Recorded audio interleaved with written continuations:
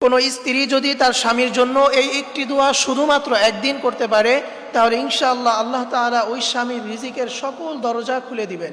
প্রিয় ভাই এবং প্রিয় বোনেরা আমার, বিশেষ করে আমার প্রিয় বোনেরা যারা আছেন, দেখা যায় অনেকেই আছে তার স্বামীর চাকরি নাই, তার স্বামীর ব্যবসা বাণিজ্যে কোনো উন্নতি নাই এবং স্বামীর কোনো দিকেই সে লাভবান হতে পারে না। যতই ব্যবসা বাণিজ্য দেয় শুধু টাকা লসই করে, কোনো দিকে সে উন্নতি করতে পারে না। এরকম অনেকেই আছে, ঘরের ভিতরে শুধু অভাব, রিজিকের অভাবে পড়ে থাকেন। প্রিয় বোনেরা, আপনারা যদি আপনার স্বামীর জন্য এই একটি দোয়া শুধুমাত্র একদিন করতে পারেন, তাহলে ইনশাআল্লাহ রাসূল সাল্লাল্লাহু আলাইহি ওয়াসাল্লাম জানিয়ে দিয়েছেন যে ওই স্বামী রিজিকের সকল দরজা আল্লাহ তাআলা খুলে দিবেন।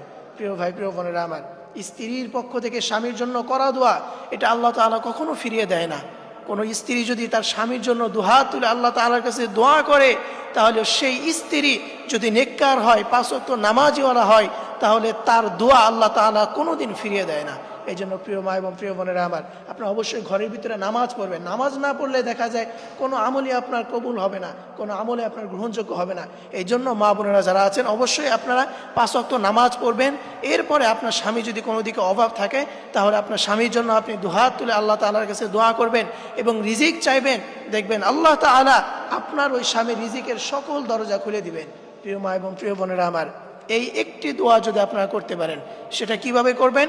আপনারা সর্বপ্রথম ওযু করে নেবেন এবং ওযু করার পরে নামাজের স্থানে যেই জায়নামাজ বিছানো থাকে, সেই জায়নামাজে আপনারা বসবেন। এরপরে আপনি এই দোয়াটা হাতে গুনে গুনে 7 বার পাঠ করবেন।